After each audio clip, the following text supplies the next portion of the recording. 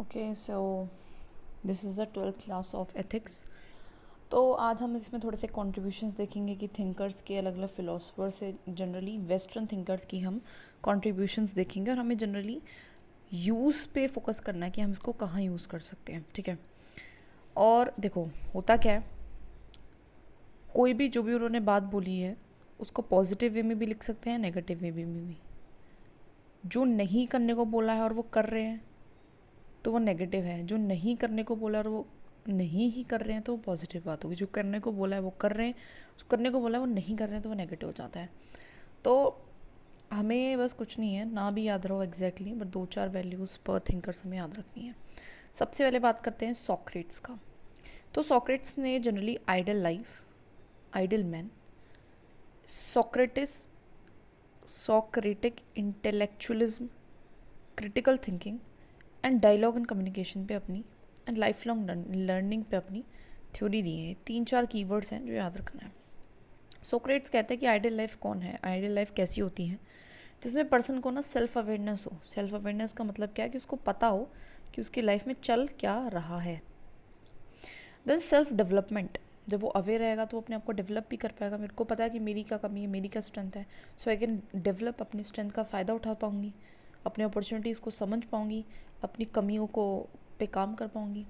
Virtue based होनी चाहिए, मतलब अपने जीवन में कुछ वर्च्यूज़ हैं वो फॉलो करने, कुछ रोल हैं, कुछ मॉरल्स हैं। नो मटीरियलिज्म, मटीरियलिज्म नहीं होना चाहिए। ठीक है, सॉक्रेट्स भी कह के गए हैं, बुद्धिज्म भी ऐसा, बुद्धा भी कह के गए हैं। फिर वो कहते हैं आइडल मैन कौन होता है। कहते हैं आइडल मैन वो होता है जो जस्ट एक्शंस करे, सही एक्शंस करे, सही डिसीजन ले, और वो does not worry about the consequences for self. उसके लिए क्या होगा उस पर उसका ज़्यादा ध्यान ना हो, है ना। यही जनरली थिंकर जनरली यही कह के गए हैं कि आपको ध्यान रखना है दूसरों का, ना कि अपने कॉन्सिक्वेंसेस। अपने लिए क्या कॉन्सिक्वेंस होंगे उस चीज़ पे ध्यान नहीं देना, दूसरों के लिए ध्यान देना है। सो इसको आइडल मैन बोला है। सोक्रेटिक इंटेलेक्चुअलिज्म ये क्या है, तो ये कहता है कि do what is best thing to do. ठीक है, वो कहता है कि वो काम करो जो सबसे बेस्ट है।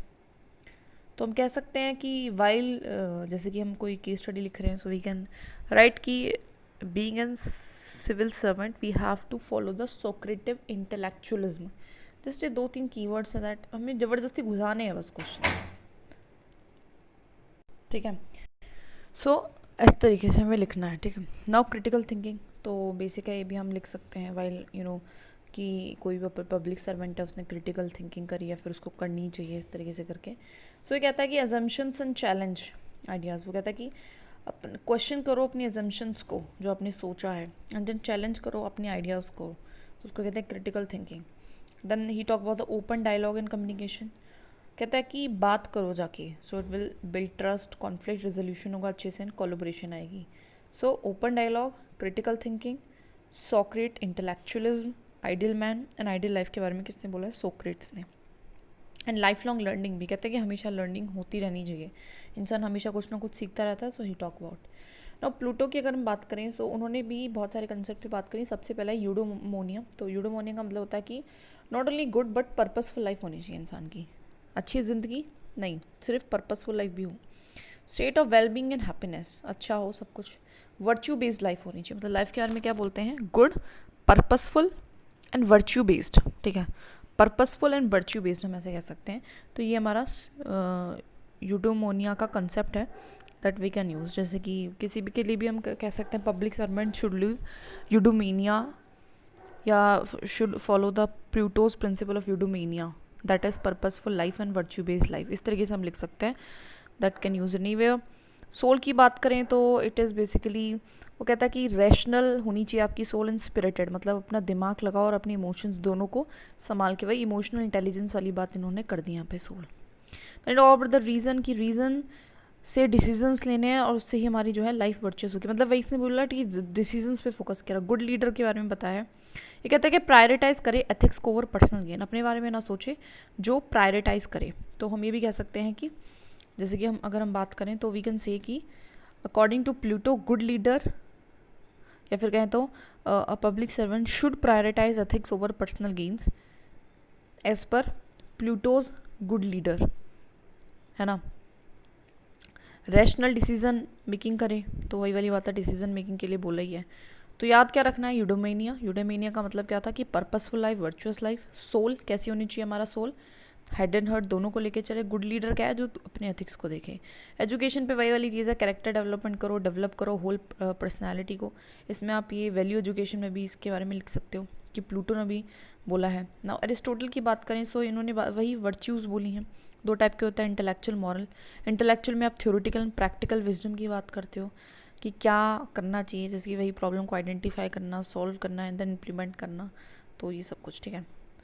Then talk about the good citizen versus good man. वो कहता है कि ज़रूरी नहीं है हर एक इंडिविजुअल गुड वो भी हो, सिटीजन भी हो और गुड मैन भी हो। गुड सिटीजन वो होता है जनरली वो स्टेट की सुनता है, एंड गुड मैन वो होता है जो अपनी नेशन को प्रायोरिटाइज करता है। सो एज़ पर अगर कोई क्वेश्चन आता है जहाँ पे हमें कॉन्फ्लिक्ट है केस स्टडी में कि एक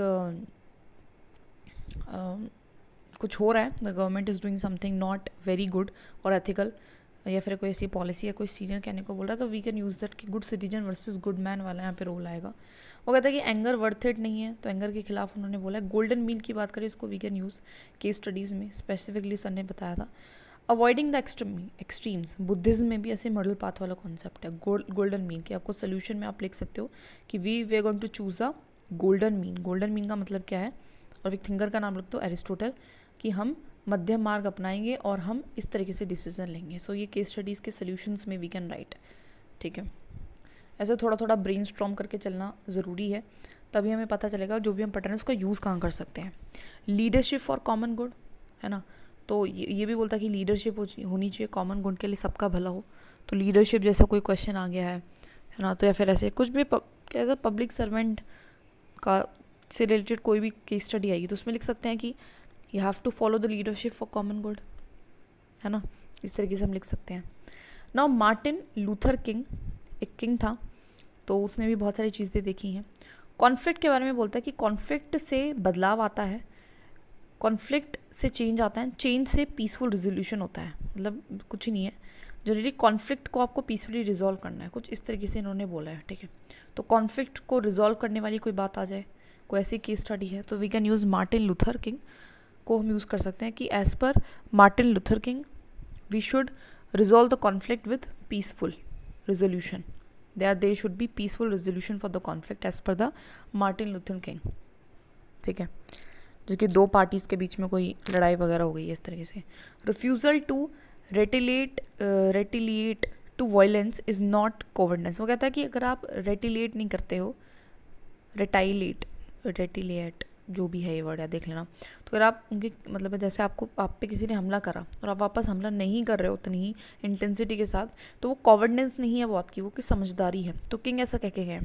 so you can use it also in case study कि भैया मॉब था, बिल्कुल लोगों को मार रहा था, पुलिस ऑफिसर्स को मार रहा था, लेकिन वी हैव टू उसको एक सिविल सर्वेंट को अडेयर करना पड़ेगा उस principle with the refusal to which is not cowardness. Means can't justify end, so ये इंपॉर्टेंट है, that can also be use कि मीन्स अपने आप में जस्टिफाई नहीं कर सकते एंड्स को। अगर आपके तरीका ही गलत है तो आपका एंड सही है तो इससे कोई फ़र्क नहीं पड़ता है। तो मार्टिन लूथर किंग को हम एज यूज़ कर सकते हैं, जैसे कि एंड था कि मुझे उस मॉब को ठीक करना है, और मीन्स का मैंने इस्तेमाल क्या करा कि मैंने ओपन फायरिंग कर दी, बिना कुछ सोचे समझे बच्चे बूढ़े सबको मारना शुरू कर दिया। तो मीन्स कांट जस्टिफाई एंड्स। तो अगर ऐसी कोई केस स्टडी है तो वी कैन यूज़ किया, हाँ भैया हमेशा मीन्स ज़रूरी नहीं है कि वो जस्टिफाई करे। नाउ सोशल रिस्पॉन्सिबिलिटी, उसके बाद उन्होंने सोशल रिस्पॉन्सिबिलिटी वाली बात भी बोली है कि हमारी समाज में हर एक इंसान की रिस्पॉन्सिबिलिटी होती है, तो सोसाइटी के प्रति वो हमें निभानी चाहिए। सो जैसे कि कोई सोसाइटी के प्रति कोई सिविल सर्वेंट अपनी नहीं कर पाया जिम्मेदारी पूरी, तो कहेंगे failure in the social responsibility, या फिर कर रहा है तो इट इज़ मतलब उसने फुलफिल करी सोशल रिस्पॉन्सिबिलिटी, इस तरीके से लिखेंगे। नाउ कॉन्फ्यूशियस क्या कह के गया है, वो कह के गया है rule by compassion and persuasion, कि रूल हमें कंपेशन के साथ एंड परसुएड करो, है ना, कंट्रोल मत करो, ज़्यादा दबाव में मत डालो किसी को, कंपेशन एंड परसुएशन के थ्रू करना चाहिए। तो ये एक इम्पॉर्टेंट है, दैट कैन बी यूज्ड है ना केस स्टडीज़ में या फिर एज अ सिविल सर्वेंट की एक अच्छी वैल्यू में, कि उसको रूल को थोपना नहीं है, परस्यूड करना है, लोगों को भी समझाना है चीज़ों के बारे में। Virtuous man cares for humanity, वो कहता है कि एक अच्छा इंसान ह्यूमैनिटी की परवाही करेगा, है ना। तो हम ऐसे लिख सकते हैं, public servant as being a virtuous man cares for humanity, that is why he took a step. इस तरीके से करके हम लिख सकते हैं इसको। रिस्पेक्ट की बात करें तो हायरार्की एंड सीनियरिटी, कहता है कि आप रिस्पेक्ट करनी चाहिए हायरार्की एंड सीनियरिटी को, ठीक है। तो ही टॉक्स अबाउट कि हाँ हायरार्की एंड सीनियरिटी के बारे में बात करता है, ठीक है। सो ये एक अलग इसका पॉइंट है, दैट इज़ कॉन्फेक्शियस का। मॉरल्स एंड कंट्रोल्स, कहता है कि मॉरल्स होने चाहिए और इंसान को अपने ऊपर कंट्रोल होना चाहिए। वही ई वाली कुछ बात है कि if civil servant have a morals and control on his or her emotions, so as per Confucius he is emotionally intelligent. हम ऐसे लिख सकते हैं, हमने कुछ 2-4 कीवर्ड्स को मिक्स कर दिया, ठीक है। जॉन लॉके क्या है, नॉलेज कम फ्रॉम एक्सपीरियंस। वो कहता है कि एक्सपीरियंस से आती है नॉलेज, ऐसी नहीं आ जाती। सो जैसे कि आप कभी किसी केस स्टडी में एक सीनियर ऑफिशियल हो या फिर नॉर्मली एक आप नॉर्मल ऑफिशियल हो, तो यू कैन सी कि as per John Locke knowledge comes from experience and you, या फिर वी कैन यूज़ की by using your knowledge that comes from experience as per John Locke. So ये हमने, तो वो सिविल सर्वेंट को ये करेगा, तो इस तरीके से कुछ लिख सकते हैं। हॉब्स से डायरेक्ट केस स्टडीज सॉल्व हो सकती हैं, तो अच्छे से पढ़ेंगे। हॉब्स कहता है कि ह्यूमन सेल्फिश है और सेल्फ इंटरेस्टेड है। वो कहता है कि ह्यूमन बहुत ज़्यादा सेल्फ सेंटर्ड है, वो अपने बारे में सोचता है, ऐसा है ह्यूमन। तो हॉब्स और ह्यूमन ऐसे याद रखेंगे। फियर ड्रिवन एक्शन करता है वो। फियर ड्रिवन एक्शन का मतलब क्या है कि वो डर जाएगा और डर के अकॉर्डिंग एक्शंस करेगा। मेरे को करप्शन करो, है ना, तो करप्शन करना था, एक था कि अपनी जान गंवाऊँ, तो मैं क्या करूँगा, मैं करप्शन कर लूँगी। सो फियर की वजह से मैंने वो एक्शन कर लिया, तो फियर ड्रिवन भी एक्शन होता है, ठीक है। सेल्फ प्रिजर्वेशन में रहता है इंसान, मतलब दैट इज़ अपने आप को प्रिजर्व करेगा, अपने आप को बुरी परिस्थितियों से बचाता है, ठीक है। तो ये भी हम यूज़ कर सकते हैं हॉब्स का। Self preservation we as per कि अगर हम बोले कि as per Hobbes we should not do a self preservation, ठीक है। तो इसे करके लिख दो, मतलब उनको बस इतना ध्यान रखना कि सेल्फ प्रिजर्वेशन पर उन्होंने बात बोली थी। अब पॉजिटिव करके बोलो तो हाँ हॉब्स ने बोला है करना है, नेगेटिव करके बोलो तो हॉब्स ने बोला था नहीं करना है, तो कुछ इस तरीके से, ठीक है। Adam Smith sorry.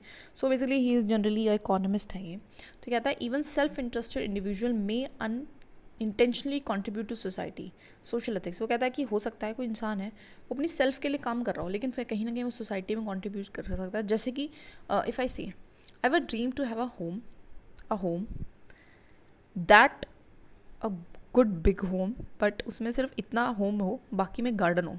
So that garden जिसमें मैं पेड़ वगैरह लगाऊंगी, उसमें है तो मेरा self interest, but it will of course contribute to the society as a whole. मैंने 500 गज में घर बनाया, मतलब 500 गज ये पूरा एरिया, उसमें से 200 ही घर बनाया एंड 300 मैंने रहने दिया।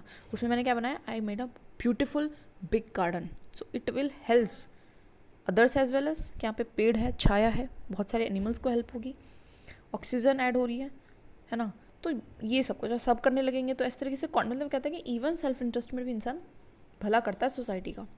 Then talk about the division of labour, जो कि इंपॉर्टेंट कॉन्सेप्ट है। डिवीजन ऑफ लेबर का मतलब है काम को बांट के करो। जैसे कि कोई बुरी परिस्थिति आ रही है, ठीक है, केस स्टडी में भी कैन यूज़ कि बुरी परिस्थिति आ गई है सिविल सर्वेंट के आगे, सो ही हैव टू उसको क्या करना है, बहुत सारा काम है, तो ही हैव टू एज पर उसको क्या करना पड़ेगा, he have to follow the principle और follow the concept of division of labour, bracket में लिख दो Adam Smith, to make ensure that time जो है task completion happen in timely manner and effectively and efficiently, ऐसे करके हम लिख सकते हैं।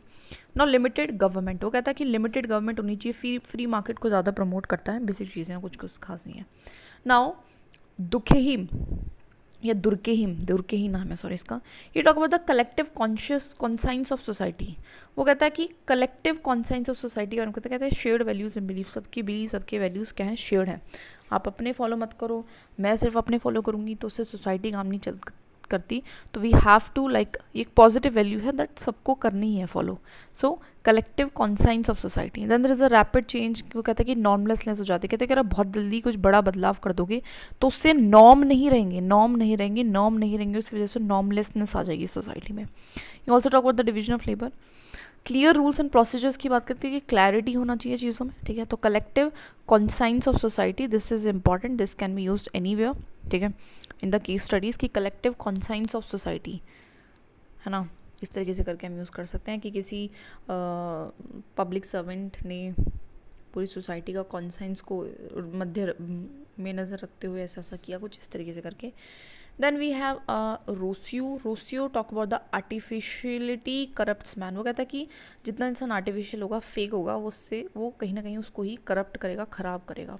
Then you talk about the general will कि कलेक्टिव चीज़ों पे ध्यान दो, इंडिविजुअल पे ध्यान मत दो. तो जनरल विल को भी यूज़ कर सकते हैं हम किसी केस स्टडी में या फिर लिखते हुए कि पब्लिक सर्वेंट को कैसा होना चाहिए, जो एक जनरल विल को प्रमोट करे रेदर देन इंडिविजुअल विल, है ना. तो इस तरीके से, जैसे कि इंडिविजुअल विल क्या थी कि करप्शन करना, इंडिविजुअल विल क्या थी कि किसी गलत तरीके से नेपोटिज्म वगैरह करना, ठीक है, किसी पर्टिकुलर पर्सन, मिनिस्टर्स, इस तरीके से करके. और कलेक्टिव विल क्या है, जनरल विल क्या है, दैट इज़ सोसाइटी का भला हो, वेलफेयर हो, सबको अपॉर्चुनिटीज़ मिले, जस्टिस हो, ये सारी चीज़ें. सो ब्रेनस्टॉर्म करना पड़ेगा थोड़ा बहुत कि किसने क्या बोला और उसको ना try to fit it in the answers में फिट करना पड़ेगा. That is very important.